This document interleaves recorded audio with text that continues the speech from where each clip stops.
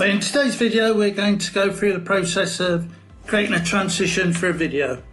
So if you haven't got ClipChamp on your machine, click the link in the description and that will take you to the online version.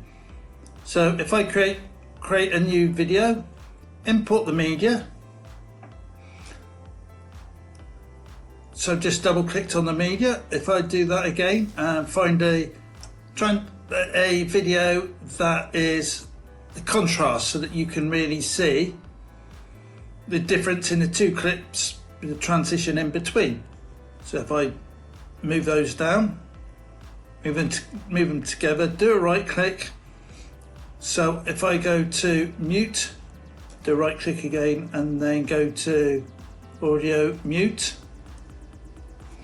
And then down the right hand side you can see there's no transitions, it's all on the left. So if I tap on there, scroll down, we use this one. It's not a premium transition, the premium transitions have a diamond next to them. So I click on it and then drag it over. Now over on the right hand side you can see transitions. So if I tap on there, I can expand it. So if I move this blade over, you can see the transition working.